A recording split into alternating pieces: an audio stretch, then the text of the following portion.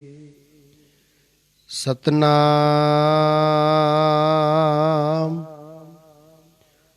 श्री वाहिगुरु साहिब जी। जिन्ना दसंदणिया दुरमत वंजै मित्र साडड़े सेई। हाँ टुंडेंदी जग सवाया जन नानक बिरले केई। वाहिगुरु जी का खालसा वाहिगुरु जी की फतेह। परम सत्कारयोग गुरु रूप गुरु खालसा साध संगत जी। आप सब बहुत उत्तम कर्मां वाले हो, जिन्हां नूं परिपूर्ण परमेश्वर अकाल पुरख वाहिगुरु जी दी पावन पवित्र हजूरी दा आनंद प्राप्त करन दा सुभाग समा प्राप्त हो रहा है। सो साध संगत जी, पिछले समय तो लेकर के आपा ने आद श्री गुरु ग्रंथ साहिब महाराज की कृपा सदका, महापुरुषां की कृपा सदका, साध संगत पूर्ण ब्रह्म ज्ञानी राज जोगी तत्वेते महापुरुष श्रीमान संत बाबा ईश्वर सिंह जी महाराज, संत बाबा किशन सिंह जी महाराज, राड़ा साहिब वाले महापुरुषां दा पावन पवित्र इतिहास जो कि संत ज्ञानी मोहन सिंह जी आजाद होना ने बड़ी लगन बड़ी मेहनत दे नाल लिखना कीता है, उस दी विचार प्रारंभ कीती हुई है। सो साध संगत जी, इस दी विचार आपां 80 नंबर पेज तक कर लई सी। अज आपां ने 81 नंबर पेज ते कथा दी विचार करनी है और कांड नंबर 7 है भाई। मन चित बुद्ध नूं एकाग्र करो, होण वाली विचार नूं ध्यान नाल सरवण करो की फरमान कीता जा रहा है। हजूरी विच आउण वाले वडभागी गुरमुख प्यारे, सब तो पहला हजूर दे पावन चरणां विच जहांगीर पिंड तो गुरबचन सिंह भाई जी आया सी। फिर रामपुर पिंड दा बाबा दसौंदा सिंह आया, जो ढक्की विच जगह साफ करके किते किते अंबां दे बूटे ला दिंदा हुंदा सी। सरदार ज्ञान सिंह ने एक खूह बनवाया, जिस विच इशनान पानी वास्ते पंप भी लगवा दिता सी।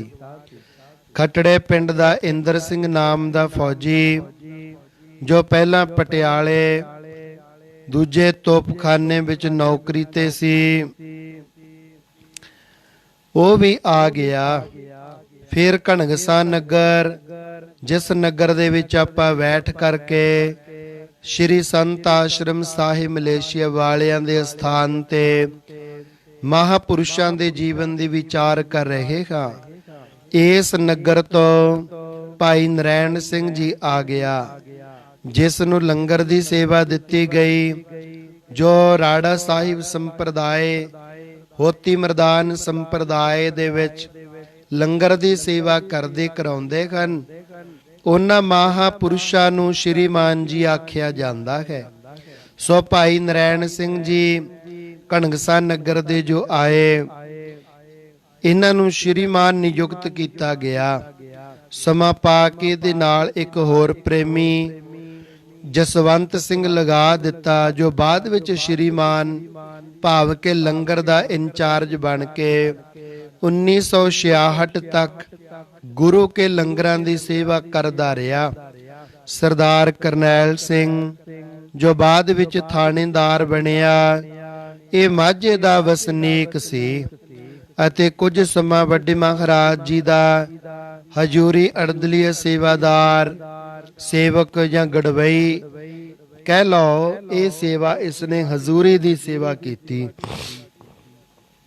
ਗਿਆਨੀ ਮੇਹਰ ਸਿੰਘ ਜੀ ਕੁਰੂਕਸ਼ੇਤਰ ਨੇ ਵੀ ਹਜ਼ੂਰ ਦੇ ਚਰਨਾਂ ਚੋਂ ਹੀ ਨਾਮ ਦੀ ਦਾਤ ਪ੍ਰਾਪਤ ਕੀਤੀ। ਕਣਗਸਾ ਪਿੰਡ ਦਾ ਨਰੈਣ ਸਿੰਘ ਨਾਮ ਕਰਕੇ ਇੱਕ ਮਿਸਤਰੀ ਆ ਗਿਆ, ਜਿਸ ਨੂੰ ਸੰਤ ਮਹਾਰਾਜ ਜੀ ਦਾਤਾ ਕਹਿ ਕੇ ਬੁਲਾਇਆ ਕਰਦੇ। ਇਹੋ ਹੀ ਨਾਮ ਸਾਰੀ ਸੰਗਤ ਤੇ ਇਲਾਕੇ ਵਿੱਚ ਮਸ਼ਹੂਰ ਹੋ ਗਿਆ। ਇਸ ਪ੍ਰੇਮੀ ਨੇ ਆਪਣੀ ਸਾਰੀ ਜ਼ਿੰਦਗੀ ਗੁਰੂ ਘਰ ਦੀ ਨਿਸ਼ਕਾਮ ਸੇਵਾ ਵਿੱਚ ਬਤੀਤ ਕੀਤੀ ਅਤੇ ਅੰਤਮ ਸਵਾਸਾਂ ਤੱਕ ਹਜ਼ੂਰ ਦੀ ਆਗਿਆ ਅਨੁਸਾਰ ਘਾਲਣਾ ਘਾਲਦਾ ਰਿਹਾ। ਉਪਰੰਤ 1964 ਵਿੱਚ ਗੁਰੂ ਘਰ ਦੀ ਸੇਵਾ ਕਰਦਾ ਹੀ ਪਰਲੋਕ ਨੂੰ ਚਾਲੇ ਪਾ ਗਿਆ। ਇਸ ਦਾ ਹਜ਼ੂਰੀ ਵਿੱਚ ਆਉਣ ਦਾ ਕਾਰਨ ਗੁਰੂ ਕਾ ਲੰਗਰ ਅਟੁੱਟ ਹੈ। ਅਜੇ ਸੰਤ ਜੀ ਮਹਾਰਾਜ ਨੂੰ ਰਾੜੇ ਦੀ ਢੱਕੀ ਵਿੱਚ ਆਇਆ ਥੋੜਾ ਹੀ ਸਮਾਂ ਹੋਇਆ ਸੀ। ਇਤਨੇ ਅਰਸੇ ਵਿੱਚ ਕੁਝ ਕੁ ਕਮਰੇ ਵੀ ਬਣ ਗਏ। ਗੁਰੂ ਕਾ ਲੰਗਰ ਵੀ ਬਾਖਰ ਦੀ ਤਿਆਰੀ ਹੋਣ ਲੱਗ ਪਈ।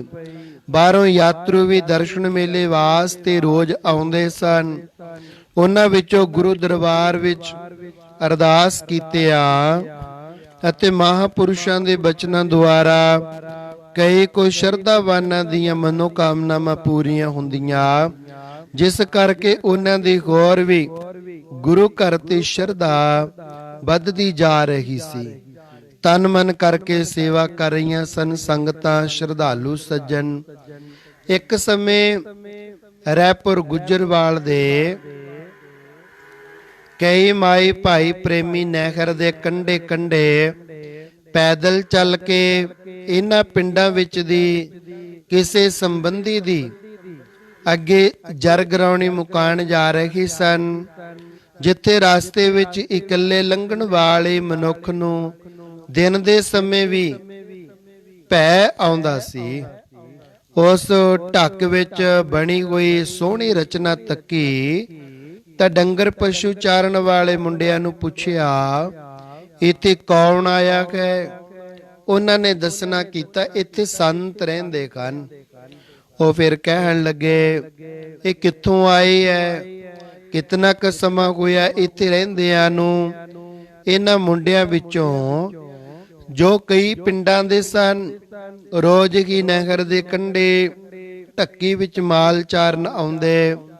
ਘਲੋਟੀ ਪਿੰਡ ਦਾ ਇੱਕ ਬਜ਼ੁਰਗ ਸੀ, ਉਹ ਕਹਿੰਦਾ ਇਹ ਰੇਰੂਸਾ ਵਾਲੇ ਸੰਤਾਂ ਦੇ ਸੇਵਕ ਨੇ।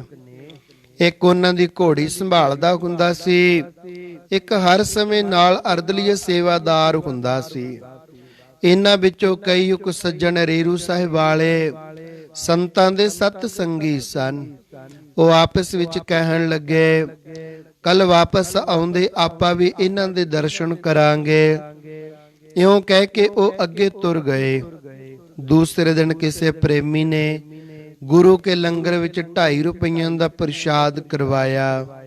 ਭਾ ਸਸਤੇ ਸਨ। 2.5-3 ਸੇਰ ਪੱਕੇ ਘਿਓ ਦਾ ਪ੍ਰਸ਼ਾਦ ਤਿਆਰ ਕੀਤਾ ਗਿਆ। ਅਸਥਾਨ ਤੇ ਰਹਿਣ ਵਾਲੇ ਪ੍ਰੇਮੀ ਪਰ ਡੰਗਰ ਪਸ਼ੂ ਚਾਰਨ ਵਾਲੇ ਕਈ ਪਿੰਡਾਂ ਦੇ ਪ੍ਰੇਮੀ ਰੋਜ਼ ਹੀ ਨਹਿਰ ਦੇ ਕਿਨਾਰੇ ਆ ਜਾਇਆ ਕਰਦੇ। ਉਹਨਾਂ ਨੂੰ ਵੀ ਪਤਾ ਲੱਗ ਗਿਆ ਕਿ ਅੱਜ ਇੱਥੇ ਕੜਾਹ ਪ੍ਰਸ਼ਾਦ ਬਣਿਆ। ਉਹ ਵੀ ਲੰਗਰ ਵਿੱਚ ਆ ਗਏ। ਇਤਨੇ ਨੂੰ ਉਹ ਰਾਏਪੁਰ ਗੁੱਜਰਾਂ ਤੋਂ ਪ੍ਰੇਮੀ ਵੀ ਮੁਕਾਣੇ ਵਾਪਸ ਮੁੜ ਆਏ। ਦੁਪਹਿਰ ਦੇ ਸਮੇਂ ਹਜ਼ੂਰ ਦਾ ਦੀਦਾਰ ਕੀਤਾ, ਭਾਵਨਾ ਨਾਲ ਮੱਥਾ ਟੇਕਿਆ। ਸੰਤ ਜੀ ਮਹਾਰਾਜ ਨੇ ਸੁਖ ਆਨੰਦ ਪੁੱਛੀ ਤੇ ਆਖਿਆ, ਭਾਈ ਗੁਰੂ ਕਾ ਲੰਗਰ ਤਿਆਰ ਹੈ, ਪਹਿਲਾਂ ਪ੍ਰਸ਼ਾਦ ਪਾਣੀ ਛਕੋ। ਉਹਨਾਂ ਨੇ ਕਿਹਾ ਕਿ ਸਤ ਵਚਨ ਜੀ। ਇਉਂ ਇਹ ਵੀ ਆਗਿਆ ਪਾ ਕੇ ਪੰਗਤ ਵਿੱਚ ਆ ਬੈਠੇ। ਬਹੁਤਾ ਇਕੱਠ ਦੇਖ ਕੇ ਲੰਗਰ ਦਾ ਸੇਵਾਦਾਰ ਘਬਰਾ ਗਿਆ ਕਿ ਮੇਰੇ ਪਾਸ ਤਾਂ ਇਤਨਾ ਸਾਮਾਨ ਹੀ ਤਿਆਰ ਨਹੀਂ ਹੈ, ਨਾ ਅੰਦਰ ਰਾਸ਼ਨ ਹੀ ਪਿਆ ਹੈ, ਨਹੀਂ ਤਾਂ ਛੇਤੀ ਦਾਲ ਫੁਲਕਾ ਹੀ ਬਣ ਜਾਵੇ, ਨਾ ਇਹਨਾਂ ਨੂੰ ਜਵਾਬ ਹੀ ਦਿੱਤਾ ਜਾ ਸਕਦਾ ਹੈ। ਸੋ ਕਿਵੇਂ ਕੀਤਾ ਜਾਏ? ਉਹ ਛੋਟੇ ਸੰਤਾਂ ਦੇ ਪਾਸ ਗਿਆ। ਅਰਜ ਕੀਤੀ, ਮਹਾਰਾਜ ਜੀ, ਲੰਗਰ ਵਿੱਚ ਸੰਗਤ ਬਹੁਤ ਬੈਠੀ ਹੈ, ਕੜਾ ਪ੍ਰਸ਼ਾਦ ਥੋੜਾ ਬਣਿਆ ਹੈ, ਹੋਰ ਵੀ ਰਾਸ਼ਨ ਨਹੀਂ ਹੈਗਾ, ਆਪ ਦਾ ਕੀ ਹੁਕਮ ਹੈ? ਛੋਟੇ ਸੰਤ ਜੀ ਮਹਾਰਾਜ ਕਹਿਣ ਲੱਗੇ, ਭਲਿਆ ਇਹ ਗੁਰੂ ਕਾ ਲੰਗਰ ਹੈ, ਤੈਨੂੰ ਕਾਹਦੀ ਚਿੰਤਾ ਹੈ? ਤੂੰ ਸਤਨਾਮ ਕਹਿ ਕੇ ਵਰਤਾਈ ਜਾ, ਇਹ ਮੁੱਕੇਗਾ ਨਹੀਂ। ਗੁਰੂ ਨਾਨਕ ਸਾਹਿਬ ਦਾ ਭੰਡਾਰਾ ਅਟੁੱਟ ਹੈ, ਆਪਣਿਆਂ ਦੀ ਆਪੇ ਲਾਜ ਰੱਖੇਗਾ।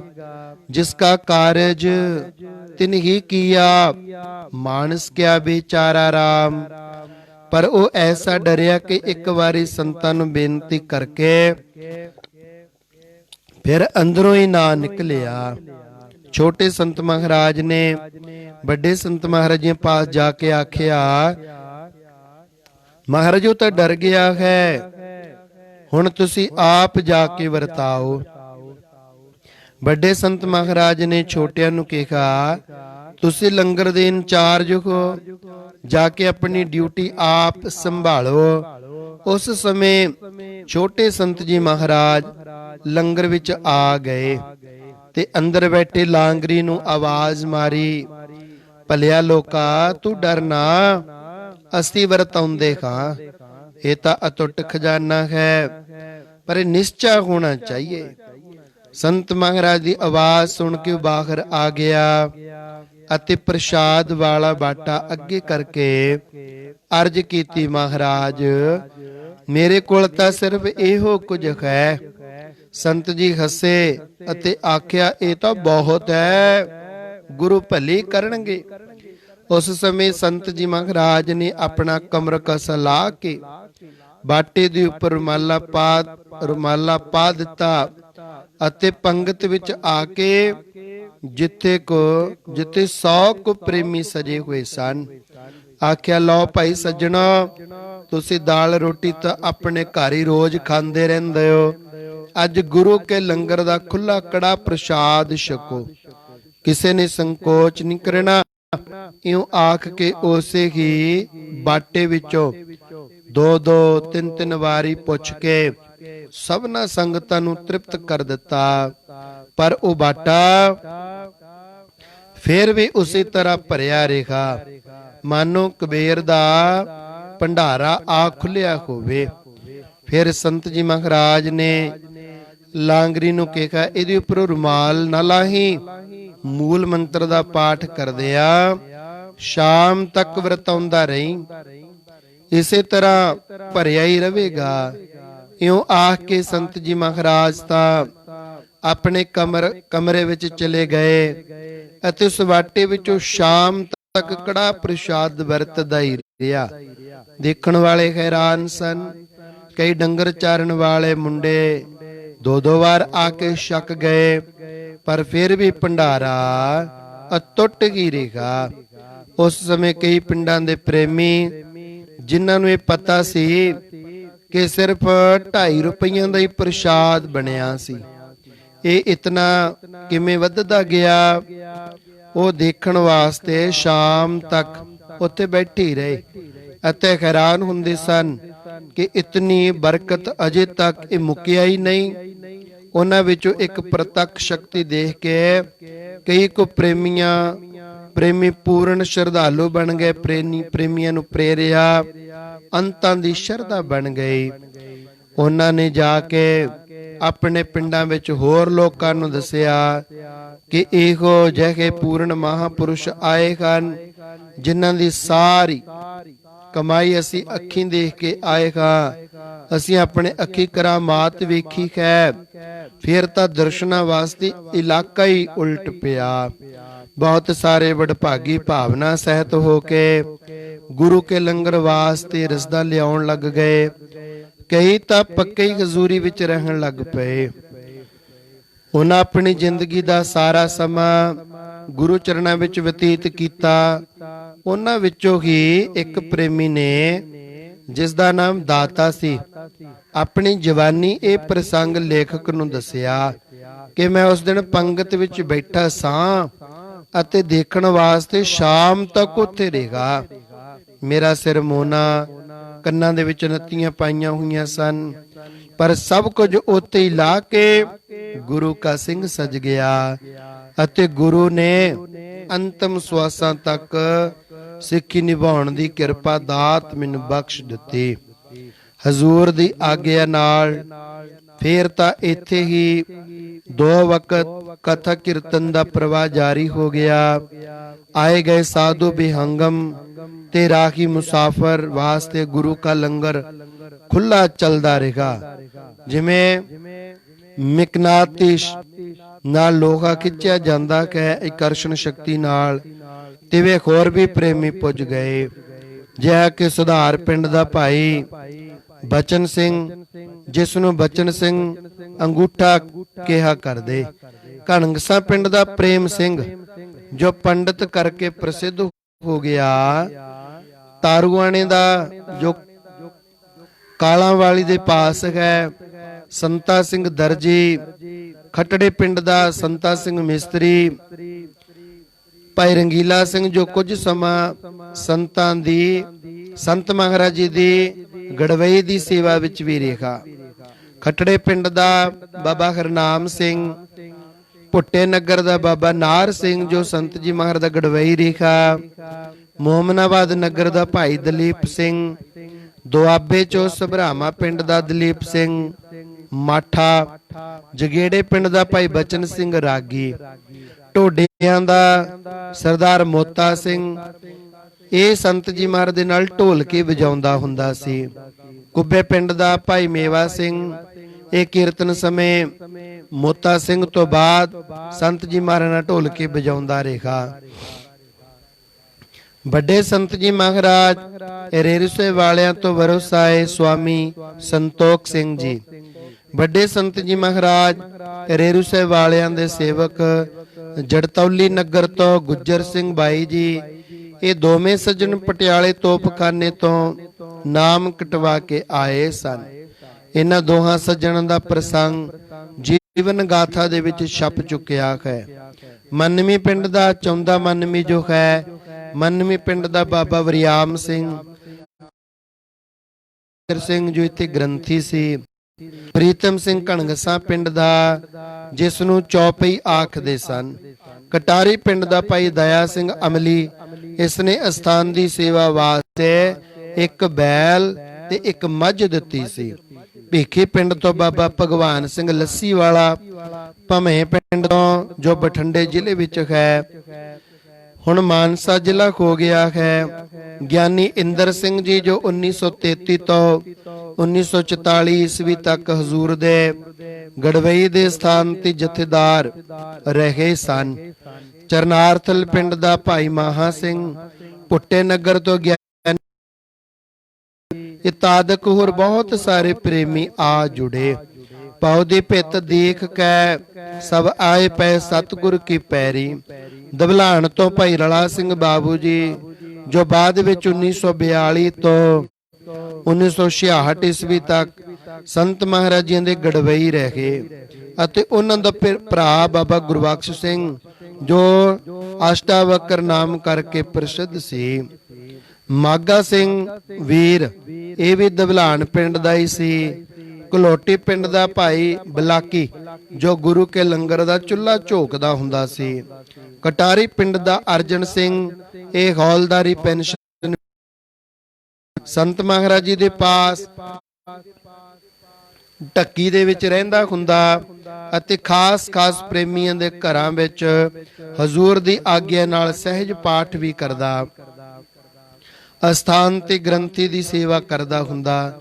ਘਣਗਸਾ ਨਗਰ ਦਾ ਭਾਈ ਤਾਰਾ ਸਿੰਘ ਨਾਮ ਦਾ ਭੁਚੰਗੀ, ਭੈਰੋ ਮੁੰਨੇ ਪਿੰਡ ਦਾ ਅਮਰ ਸਿੰਘ ਨਾਮ ਦਾ ਪ੍ਰੇਮੀ, ਇਹਨਾਂ ਦੋਵਾਂ ਦੀ ਉਮਰ 15-20 ਸਾਲਾਂ ਦੀ ਸੀ। 2-3 ਸਾਲ ਗੁਰੂ ਕੇ ਲੰਗਰ ਦੀ ਸੇਵਾ ਕਰਦੇ ਆ ਇੱਕੋ ਕਮਰੇ ਵਿੱਚ ਰਹਿੰਦੇ ਸਨ। ਇਕੱਠੇ ਕੇ ਇੱਕੋ ਰਾਤ ਗੁਰਪੁਰੀ ਪਿਆਨਾ ਕਰ ਗਏ। ਸਿਆਲੇ ਦੀ ਰੁੱਤ ਵਿੱਚ ਲੱਕੜੀ ਦੇ ਕੋਲੇ ਪਖਾ ਕੇ ਅੰਗੀਠੀ ਅੰਦਰ ਰੱਖ ਲਈ, ਦਰਵਾਜ਼ੇ ਤੇ ਰੋਸ਼ਨਦਾਨ ਬੰਦ ਕਰਕੇ ਰਜਾਈ ਲੈ ਕੇ ਸੌਂ ਗਏ।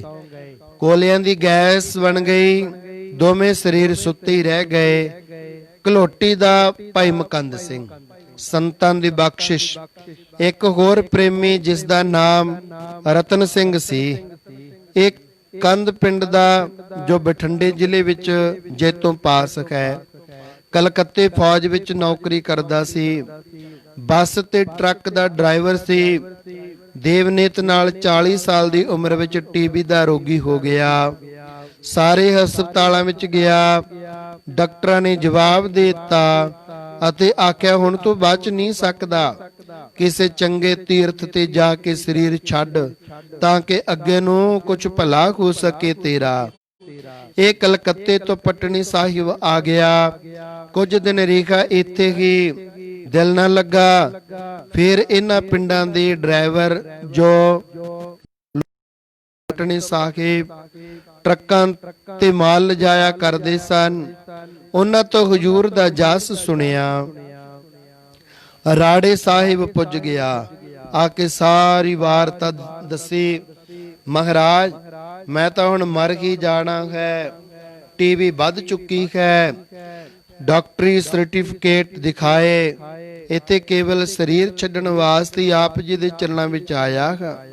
ਸੰਤ ਜੀ ਮਹਾਰਾਜ ਆਏ, ਮੂਲ ਮੰਤਰ ਦਾ ਪਾਠ ਦੱਸਿਆ ਅਤੇ ਨਾਲ ਹੀ ਲੰਗਰ ਦੇ ਝੂਠੇ ਭਾਂਡੇ ਮਾਂਜਣ ਦੀ ਸੇਵਾ ਬਖਸ਼ ਦਿੱਤੀ। ਸਨੇ ਸਨੇ ਸੜਕਾਂ ਤੇ ਵੀ ਝਾੜੂ ਦਿੰਦਾ ਰਹੇ। 1 ਸਾਲ ਵਿੱਚ ਬਿਲਕੁਲ ਅਰੋਗ ਹੋ ਗਿਆ। ਉਪਰੰਤ ਛੁੱਟੀ ਲੈ ਕੇ ਆਪਣੇ ਕੰਮ ਤੇ ਚਲਾ ਗਿਆ। ਫਿਰ ਵੀ ਕਈ ਵਾਰ ਦਰਸ਼ਨਾਂ ਨੂੰ ਆਉਂਦਾ ਹੁੰਦਾ। ਰਾੜੇ ਦੀ ਟੱਕੀ ਤੇ ਡੇਰੇ ਦੀ ਰਚਨਾ।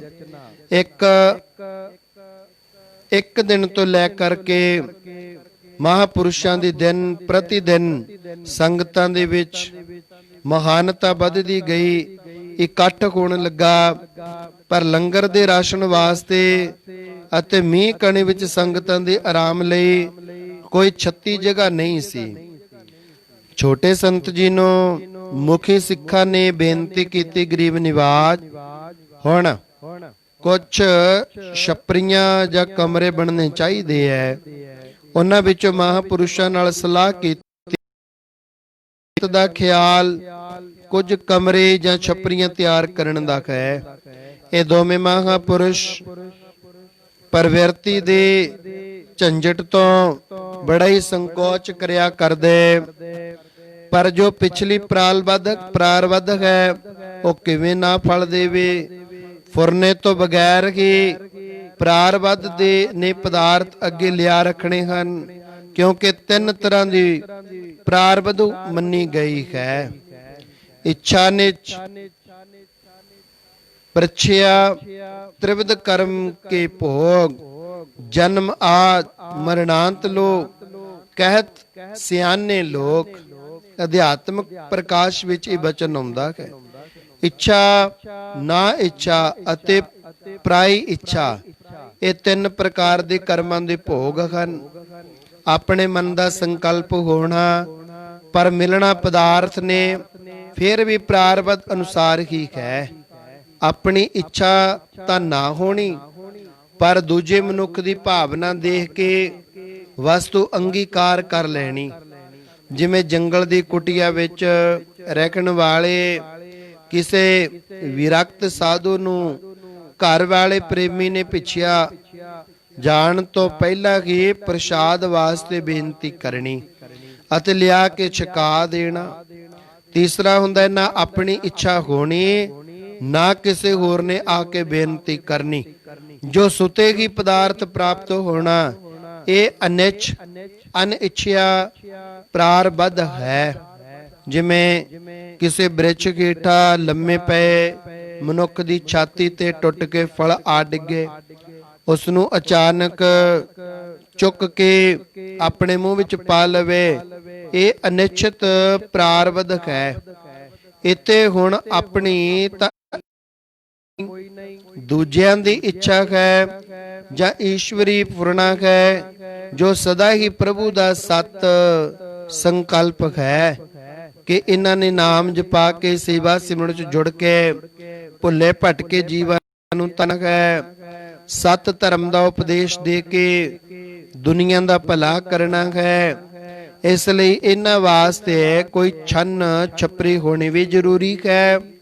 ਇਹ ਅਫਰ ਹਿਰਦੇ ਵਿੱਚ ਜਿਤਨੇ ਪ੍ਰੇਮੀ ਹਜ਼ੂਰੀ ਵਿੱਚ ਰਹਿੰਦੇ ਸਨ ਜਾਂ ਬਾਹਰੋਂ ਸੰਗਤ ਆਉਂਦੀ ਸੀ, ਉਹਨਾਂ ਦੀ ਪ੍ਰਾਰਬਧ ਨੇ ਫੁਰਨਾ ਪੈਦਾ ਕਰ ਦਿੱਤਾ।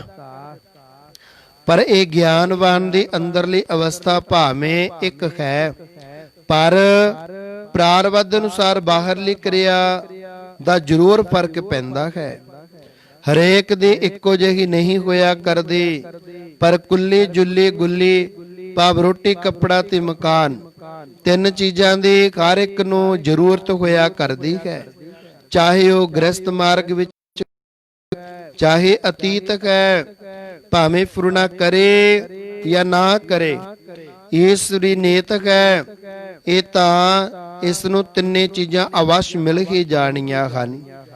ਜੋ ਜ਼ਰੂਰਤ ਤੋਂ ਜ਼ਿਆਦਾ ਮੰਗਣਾ ਹੈ, ਇਹ ਇਸ ਦੀ ਕਮਜ਼ੋਰੀ ਹੈ।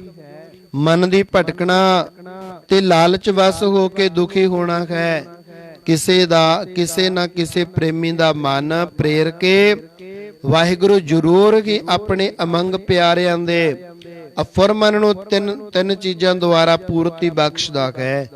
ਤੂੰ ਅਣਮੰਗਿਆ ਦਾਨ ਦੇਵਣਾ ਸਭਨਾ ਖਾਂ ਜੀਆਂ। ਸੰਤ ਜੀ ਮਹਾਰਾਜ ਦੇ ਮਨ ਦਾ ਇਹੋ ਹੀ ਖਿਆਲ ਸੀ ਕਿ ਪ੍ਰਵਿਰਤੀ ਦੇ ਝੰਜਟ ਤੋਂ ਸੁਤੰਤਰ ਰਹਿ ਕੇ ਇਹੋ ਜਿਹੀ ਨਿਵੇਕਲੀ ਤੇ ਇਕਾਂਤ ਜਗ੍ਹਾ ਵਿੱਚ ਬੰਦਗੀ ਕਰਨੀ ਹੈ। ਪਰ ਛੋਟੇ ਸੰਤ ਜੀ ਮਹਾਰਾਜ ਨੇ ਜਦੋਂ ਸੰਗਤ ਦੀ ਬੇਨਤੀ ਦੱਸੀ ਤਾਂ ਭੂਤ ਭਵਿੱਖ ਦੇ ਗਿਆਤਾ ਗੇ ਅੰਤਰਯਾਮੀ ਦਾਤੇ ਨੇ ਕਈ ਕਾਰਨਾਂ ਨੂੰ ਲੈ ਕੇ ਲੋੜ ਅਨੁਸਾਰ ਮਾਮੂਲੀ ਜਿਹੀਆਂ ਛੱਪਰੀਆਂ ਬੰਨ ਲੈਣ ਦੀ ਮਨਜ਼ੂਰੀ ਬਖਸ਼ ਦਿੱਤੀ ਅਤੇ ਨਾਲ ਹੀ ਆਖਿਆ, ਗੁਰੂ ਭਾਈ ਇਹ ਤੁਸਾਂ ਨੇ ਅੱਗੇ ਹੋ ਕੇ ਬੇਨਤੀ ਕੀਤੀ ਹੈ, ਹੁਣ ਇਸ ਕੰਮ ਦੀ ਜ਼ਿੰਮੇਵਾਰੀ ਵੀ ਤੁਸੀਂ ਆਪ ਹੀ ਸੰਭਾਲੋ। ਅਸੀਂ ਤਾਂ ਕੇਵਲ ਪਰਮੇਸ਼ਰ ਦਾ ਸਿਮਰਨ ਹੀ ਕਰਨਾ ਹੈ ਔਰ ਸੰਗਤਾਂ ਤੋਂ ਸਿਮਰਨ ਕਰਵਾਉਣਾ ਹੈ। ਤਾਂ ਮਹਾਂਪੁਰਸ਼ਾਂ ਦੀ ਹੁਕਮ ਦੀ ਪਾਲਣਾ ਕਰਨੀ ਹੈ। ਤੁਸੀਂ ਖੁਦ ਮਾਲਕ ਹੋ। ਅਸੀਂ ਤੁਹਾਡੇ ਕਿਸੇ ਵੀ ਕੰਮ ਵਿੱਚ ਚਾਹੇ ਘਟਾਓ ਚਾਹੇ ਵਧਾਓ ਦਖਲ ਅੰਦਾਜ਼ੀ ਨਹੀਂ ਕਰਾਂਗੇ। ਸਾਰੀ ਸੰਗਤ ਦੇ ਸਰੀਰ ਵੀ ਜੋ ਸਾਡੇ ਅਨੁਸਾਰ ਹਨ ਤੁਹਾਡੇ ਤੇ ਉਸੇ ਤਰ੍ਹਾਂ ਹੀ ਸ਼ਰਧਾ ਰੱਖਣਗੇ, ਹੁਕਮ ਮੰਨਣਗੇ। ਸਾਡਾ ਖਜ਼ਾਨਾ ਤੁਹਾਡਾ ਹੈ, ਤੁਹਾਡਾ ਖਜ਼ਾਨਾ ਸਾਡਾ ਹੈ। ਇਸ ਵਿੱਚ ਕੋਈ ਵੀ ਭੇਦ ਭਾਵ ਨਹੀਂ ਹੋਵੇਗਾ। ਏਕ ਜੋਤ ਦੋਏ ਮੂਰਤੀ ਇਹ ਬਚਨ ਪੂਰੀ ਤਰ੍ਹਾਂ ਦੇ ਨਾਲ ਮੰਨਿਆ ਜਾਵੇਗਾ।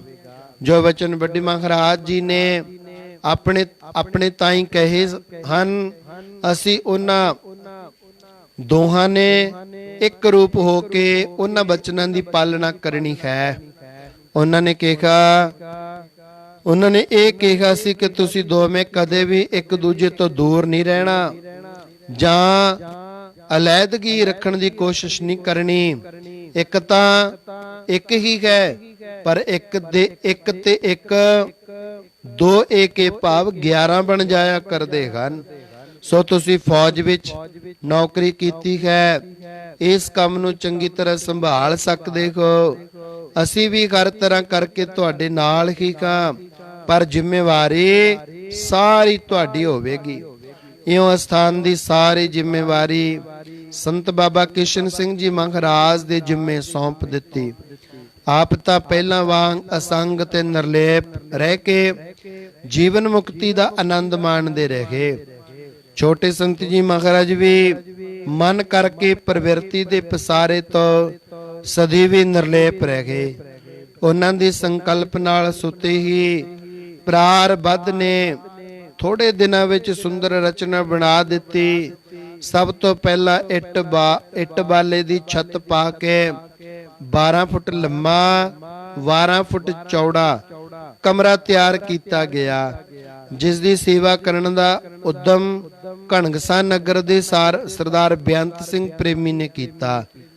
ਉਸ ਦੇ ਅੱਗੇ ਥੰਮੀਆਂ ਵਗੈਰਾ ਪਾਈਆਂ ਤੇ ਟੀਨ ਦਾ ਬਰਾਂਡਾ ਪਾਇਆ ਗਿਆ। ਦੋਹਾਂ ਮਹਾਂਪੁਰਸ਼ਾਂ ਨੇ ਇਹਦੇ ਅੰਦਰ ਭੂਮ ਆਸਣ ਕਰ ਲਿਆ। ਫਿਰ ਬਾਰਿਸ਼ ਵਿੱਚ ਸਾਮਾਨ ਰੱਖਣ ਵਾਸਤੇ ਟੀਨ ਦੀਆਂ ਚਾਦਰਾਂ ਦਾ ਲੰਗਰ ਬਣਾਇਆ ਗਿਆ। ਉਪਰੰਤ 12 ਫੁੱਟ ਮੁਰੱਬਾ ਪੱਕਾ ਗੁਰੂ ਮਹਾਰਾਜ ਦਾ ਪ੍ਰਕਾਸ਼ ਸਥਾਨ ਬਣ ਗਿਆ। ਫਿਰ ਕੈਂਚੀਆਂ ਦੀ ਛੱਤ ਪਾ ਕੇ 35 ਫੁੱਟ ਲੰਮਾ 30 ਫੁੱਟ ਚੌੜਾ, ਜਿਸ ਦੇ ਤਿੰਨ ਪਾਸੇ 10-10 ਫੁੱਟ ਚੌੜਾ ਬਰਾਂਡਾ ਗੁਰੂ ਸਥਾਨ ਤਿਆਰ ਕੀਤਾ ਗਿਆ। ਇਹਦੀ ਛੱਤ ਹੇਠਾਂ ਰੱਖੀ ਹੋਈ, ਹੇਠਾਂ ਰੰਗੇ ਹੋਈ ਲੱਕੜੀ ਦੀ ਸੀਲਿੰਗ ਲਗਾ ਦਿੱਤੀ ਗਈ। ਫਿਰ ਸੰਗਤਾਂ ਨੇ ਅਰਜ ਕਰਕੇ ਵੱਡੇ ਸੰਤ ਜੀ ਮਹਾਰਾਜ ਦੀ ਰਿਹਾਇਸ਼ ਵਾਸਤੇ ਇੱਕ 10 ਫੁੱਟ ਮੁਰੱਬਾ ਪੱਕਾ ਭੋਰਾ ਬਣਾ ਦਿੱਤਾ। ਠੰਡਾ ਰਹਿਣ ਵਾਸਤੇ ਉੱਪਰ ਛੱਪਰ ਪਾਇਆ ਗਿਆ। ਉਸੇ ਦੇ ਅੱਗੇ ਕੋਠੜੀ ਸੀ, ਜਿਹਦੇ ਵਿੱਚੋਂ ਦੀ ਹੇਠਾਂ ਉਤਰਨ ਵਾਸਤੇ ਪੌੜੀਆਂ ਰੱਖੀਆਂ ਗਈਆਂ।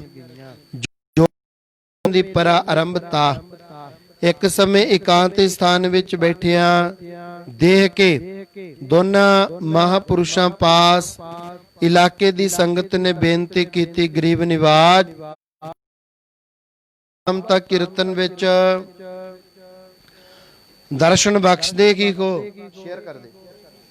ਪਰ ਹੋਰ ਦਿਨ ਦਾ ਸਾਰਾ ਸਮਾਂ ਢੱਕ ਵਿੱਚ ਅਲੋਪ ਹੋਏ ਬੰਦਗੀ ਵਿੱਚ ਜੁੜੇ ਰਹਿੰਦੇ ਕੋ, ਬੰਦਗੀ ਵਿੱਚ ਰਹਿੰਦੇ ਕੋ। ਬਾਹਰੋਂ ਆਏ ਮਾਈ ਭਾਈ ਦਰਸ਼ਨ ਨਹੀਂ ਕਰ ਸਕਦੇ, ਨਾ ਕਿ ਹਜ਼ੂਰ ਦੀ ਪਾਵਨ ਰਸਨਾ ਤੋਂ ਅਮੋਲਕ ਬਚਨ ਸੁਣਨ ਦਾ ਸੁਭਾਗ ਪ੍ਰਾਪਤ ਹੁੰਦਾ ਹੈ। ਆਪ ਕਿਰਪਾ ਕਰ ਮਹੀਨੇ ਵਿੱਚ ਕੋਈ ਜੋੜ ਮੇਲਾ ਨਿਯਤ ਕਰੋ, ਜਿਸ ਦਿਨ ਸਾਰੇ ਪ੍ਰੇਮੀ ਪੁੱਜ ਕੇ ਅੰਮ੍ਰਿਤਮਈ ਬਚਨਾਂ ਤੇ ਕੀਰਤਨ ਦਾ ਲਾਭ ਪ੍ਰਾਪਤ ਕਰ ਸਕਣ। ਆਪ ਜੀ ਦਾ ਵੀ ਸੰਗਤ ਨੂੰ ਖੁੱਲਾ ਦੀਦਾਰ ਹੋ ਜਾਇਆ ਕਰੇਗਾ। ਸੰਤ ਜੀ ਮਹਾਰਾਜ ਨੇ ਇਹਨਾਂ ਮੁਖੀ ਸੱਜਣਾ ਦੀ, ਜੋ ਇਲਾਕੇ ਦੇ ਨਗਰਾਂ ਚੋਂ ਇਕੱਠੇ ਹੋ ਕੇ ਆਏ ਸਨ, ਬੇਨਤੀ ਵੱਲ ਧਿਆਨ ਕੀਤਾ। ਫਿਰ ਪਰਮੇਸ਼ਰ ਦੀ ਆਗਿਆ ਨਾਲ ਜੋ ਅੱਗੇ ਹਿੰਦੁਸਤਾਨ ਦੇ ਕੋਨੇ-ਕੋਨੇ ਤੇ ਜਾ ਕੇ, ਬਲਕਿ ਬਾਹਰਲੇ ਟਾਪੂਆਂ ਵਿੱਚ ਨਾਮ ਅੰਮ੍ਰਿਤ ਦੀ ਵਰਖਾ ਕਰਨੀ ਹੈ, ਉਸ ਨੂੰ ਅਨੁਭਵ ਕਰਕੇ ਹਰੇਕ ਮਹੀਨੇ ਦੀ ਸੰਗਰਾਂਦ ਤੋਂ ਪਹਿਲੀ ਰਾਤ ਅਤੇ ਪੂਰਨਮਾਸ਼ੀ ਦਿਨ ਆਉਣ ਵਾਲੀ ਮਹੀਨੇ ਵਿੱਚ ਇਹ ਦੋ ਜੋੜ ਮੇਲੇ ਨਿਯਤ ਕਰ ਲਏ। ਇਹਨਾਂ ਦੋਨਾਂ ਦਿਨਾਂ ਚ ਹਜ਼ਾਰਾਂ ਹੀ ਪ੍ਰੇਮੀ ਪੁੱਜ ਕੇ ਲਾਹਾ ਪ੍ਰਾਪਤ ਕਰਦੇ। ਫਿਰ ਸਰਦੀਆਂ ਵਿੱਚ ਦੀਵਾਨ ਲਾਉਣ ਵਾਸਤੇ 30 ਫੁੱਟ ਮੁਰੱਬਾ ਇੱਕ ਵੱਡਾ ਛੱਪਰ ਤਿਆਰ ਕੀਤਾ ਗਿਆ, ਜਿਸ ਵਿੱਚ ਜੋੜ ਮੇਲੇ ਨੂੰ ਦੀਵਾਨ ਵੀ ਸਜਦਾ ਅਤੇ ਰਾਤ ਦੇ ਸਮੇਂ ਮਾਈਆਂ ਵੀ ਇਸੇ ਵਿੱਚ ਆਰਾਮ ਕਰਿਆ ਕਰਦੀਆਂ। ਇਹ ਸਹਿਜੇ ਰਚਨਾ ਵੱਧਦੀ ਗਈ। ਫਿਰ ਇੱਟ ਬਾਲੇ ਦੀ ਛੱਤ ਤੇ ਗਏ। ਜਿਉਂ-ਜਿਉਂ ਸੰਗਤ ਦੀ ਆਵਾਜਾਈ ਵੱਧਦੀ ਗਈ, ਤਿਵੇਂ-ਤਿਵੇਂ ਕਮਰੇ ਤੇ ਲੰਗਰ ਦੀ ਰਚਨਾ ਵੀ ਹੁੰਦੀ ਗਈ। ਉਪਰੰਤ 10 ਫੁੱਟ ਲੰਮਾ 12 ਫੁੱਟ ਚੌੜਾ ਬਰਾਂਡੇ ਸਮੇਤ ਕੱਚੀਆਂ ਕੰਧਾਂ ਤੇ ਲੰਗਰ ਤਿਆਰ ਕੀਤਾ ਗਿਆ। ਸਿਮਰਨ ਕਰਨ ਵਾਲੇ ਮਹਾਪੁਰਸ਼ਾਂ ਵਾਸਤੇ 14 ਛੱਪਰੀਆਂ ਤਿਆਰ ਕੀਤੀਆਂ ਗਈਆਂ। ਇਸ ਵਿੱਚ ਇਕੱਲੇ ਸੱਜਣ ਨੇ ਜੋ ਭਜਨ ਸਿਮਰਨ ਦਾ ਸ਼ੌਂਕ ਰੱਖਿਆ ਕਰਦੇ ਸਨ, ਬਾਅਦ ਵਿੱਚ ਮੌਨ ਧਾਰਨ ਕਰ ਲਿਆ, ਜਿਸ ਦਾ ਜ਼ਿਕਰ ਅੱਗੇ ਆਵੇਗਾ। ਇਸ ਜਗ੍ਹਾ ਦਾ ਨਾਮ ਪੰਚਵਟੀ ਰੱਖਿਆ ਗਿਆ। ਜਿਵੇਂ ਪੰਚਵਟੀ ਤੇ ਤਿਆਗੀ ਵਿਰਕਤ ਰਿਸ਼ੀਆਂ ਦਾ ਵਾਸਾ ਸੀ, ਉਸੇ ਤਰ੍ਹਾਂ ਹੀ ਇੱਥੇ ਭਜਨਾਨੰਦੀ ਸਾਧੂ ਰੇਖਾ ਕਰਦੇ। ਮੌਨ 4 ਪ੍ਰਕਾਰ ਦਾ ਹੁੰਦਾ ਹੈ। ਆਪ ਸੰਗਤਾਂ ਧਿਆਨ ਦਿਓ। ਨੂੰ ਭਜਨ ਸਿਮਰਨ ਬੰਦਗੀ ਦੀ ਚੇਟਕ ਹੈ, ਜੋ ਨਿੰਦਿਆ ਚੁਗਲੀ ਤੋਂ ਬਚਣਾ ਚਾਹੁੰਦੇ ਹਨ, ਨਾਮ ਸਿਮਰਨ ਦੇ ਵਿੱਚ ਪ੍ਰਵਿਰਤ ਹੋਣਾ ਚਾਹੁੰਦੇ ਹਨ, ਉਹ ਮਹਾਪੁਰਸ਼ਾਂ ਦੇ ਜੀਵਨ ਦੇ ਵਿੱਚੋਂ ਅਥਾਹ ਗਿਆਨ ਪ੍ਰਾਪਤ ਕਰੋ। ਹੁਣ ਮੌਨ ਬਾਰੇ ਵਚਨ ਆ ਰਿਹਾ ਹੈ। ਕਈ ਲੋਕ ਤਾਂ ਚੁੱਪ ਰਹਿਣ ਨੂੰ ਮੌਨ ਕਹਿੰਦੇ ਨੇ, ਕਈ ਲੋਕ ਸਾਰਾ ਸਾਰਾ ਦਿਨ ਚੁੱਪ ਰਹਿੰਦੇ ਨੇ। ਹੁਣ ਇੱਥੇ ਮੌਨ ਬਾਰੇ ਦੱਸਿਆ ਜਾਵੇਗਾ। ਮੌਨ ਹੁੰਦਾ ਕੀ ਹੈ? ਮੌਨ 4 ਪ੍ਰਕਾਰ ਦਾ ਹੁੰਦਾ ਹੈ। ਹਜ਼ੂਰ ਦੀ ਪਾਵਨ ਰਸਨਾ ਤੋਂ ਭਜਨ ਸਿਮਰਨ ਸੰਬੰਧੀ ਅਮੋਲਕ ਬਚਨ ਸੁਣਦਿਆਂ ਹੋਇਆਂ ਕਈ ਸੱਜਣਾ ਨੇ ਹੱਥ ਜੋੜ ਕੇ ਬੇਨਤੀ ਕੀਤੀ, ਗਰੀਬ ਨਿਵਾਜ ਸਾਡਾ ਮੌਨ ਰੱਖ ਕੇ ਭਜਨ ਕਰਨ ਦਾ ਖਿਆਲ ਹੈ। ਆਪ ਜੀ ਦੀ ਆਗਿਆ ਚਾਹੁੰਦੇ ਕਾ? ਸੰਤ ਜੀ ਮਹਾਰਾਜ ਨੇ ਉੱਤਰ ਦਿੱਤਾ, ਮੌਨ ਤਾਂ 4 ਪ੍ਰਕਾਰ ਦਾ ਹੁੰਦਾ ਹੈ ਭਾਈ, ਤੁਸੀਂ ਕਿਹੜਾ ਮੌਨ ਰੱਖਣਾ ਚਾਹੁੰਦੇ ਹੋ? ਇਹਨਾਂ ਨੇ ਅਰਜ਼ ਕੀਤੀ, ਮਹਾਰਾਜ ਅਸੀਂ ਤਾਂ ਕੇਵਲ ਜੀਵਾ ਦੀ ਚੁੱਪ ਨੂੰ ਮੌਨ ਸਮਝਦੇ ਹਾਂ, ਹੋਰ ਤਾਂ ਸਾਨੂੰ ਪਤਾ ਹੀ ਨਹੀਂ। ਜੋ 3 ਤਰ੍ਹਾਂ ਦਾ ਮੌਨ ਹੋਰ ਹੈ, ਕਿਰਪਾ ਕਰਕੇ ਉਸ ਦਾ ਵੀ ਗਿਆਨ ਕਰਵਾਓ, ਉਸ ਦੇ ਵੀ ਦੱਸਣ ਦੀ ਕਿਰਪਾ ਕਰੋ ਤਾਂ ਕਿ ਸਾਡੇ ਗਿਆਨ ਵਿੱਚ ਵਾਧਾ ਹੋ ਜਾਏ। ਸੰਤ ਜੀ ਮਹਾਰਾਜ ਮੁਸਕਰਾਏ ਤੇ ਆਪਣੇ ਪਾਵਨ ਮੁਖਾਰ ਬਿੰਦ ਤੋਂ ਪ੍ਰਵਚਨ ਕੀਤਾ। ਪਹਿਲਾ ਮੌਨ ਹੈ ਜੀਵਾ ਦਾ। ਮਨ ਭਾਵੇਂ ਅੰਦਰੋਂ ਸੰਕਲਪ ਨਾ ਛੱਡੇ, ਆਪਣੀ ਜ਼ੁਬਾਨ ਨੂੰ ਬਸ ਵਿੱਚ ਰੱਖਣਾ। ਇਸ ਮੌਨ ਦਾ ਵੀ ਮਹਾਨ ਪੁੰਨ ਹੈ। ਚੁੱਪ ਕੀਤਿਆਂ ਕਿਸੇ ਦੀ ਨਿੰਦਿਆ ਨਹੀਂ ਹੁੰਦੀ, ਕਿਸੇ ਦੀ ਚੁਗਲੀ ਨਹੀਂ ਹੁੰਦੀ, ਕੋਈ ਕੌੜਾ ਬੋਲ ਨਹੀਂ ਬੋਲਿਆ ਜਾਂਦਾ, ਕਿਸੇ ਦਾ ਹਿਰਦਾ ਦੁਖੀ ਨਹੀਂ ਕੀਤਾ ਜਾਂਦਾ। ਜੋ ਕਿਸੇ ਦਾ ਦਿਲ ਦੁਖਾਉਂਦਾ ਹੈ, ਇਹੋ ਹੀ ਸਭ ਤੋਂ ਵੱਡਾ ਪਾਪ ਹੈ। ਅਪ ਸ਼ਬਦ ਬੋਲ ਕੇ ਹਰ ਇੱਕ ਤੋਂ ਨਿਰਾਦਰ ਪਾਉਂਦਾ ਹੈ, ਕਿਉਂਕਿ ਜੀਵਾ ਤਾਂ ਕੌੜਾ ਫਿੱਕਾ ਆਖ ਕੇ ਮੁਖ ਦੇ ਅੰਦਰ ਜਾ ਵੜਦੀ ਹੈ ਅਤੇ ਉਸ ਦਾ ਫਲ ਇਸ ਸਰੀਰ ਨੂੰ ਸਹਾਰਨਾ ਪੈਂਦਾ ਹੈ। ਜਿਹਵਾ ਔਲੇ ਖਾਰੀਏ ਬੋਲੇ ਆਲ ਪਤਾਲ, ਤੋਤਾ ਅੰਦਰ ਵੜ ਗਈ ਛਿੱਤਰ ਸਹੇ ਕਪਾਲ। ਨਾ ਕਰਨ ਨਾਲੋਂ ਤਾਂ ਇਸ ਮੌਨ ਦਾ ਮਹਾਨ ਪੁੰਨ ਹੈ। ਇਕਾਂਤ ਅਸਥਾਨ ਵਿਖੇ ਇਕੱਲਿਆ ਰਹਿੰਦਾ ਹੈ, ਪਰ ਜੇਕਰ ਅੰਦਰੋਂ ਮਨ ਦੀ ਕਲਪਨਾ ਨਹੀਂ ਮਿਟੇ ਤਾਂ ਇਸ ਦੇ ਕੀਤਿਆਂ ਸ਼ਾਂਤੀ ਪ੍ਰਾਪਤ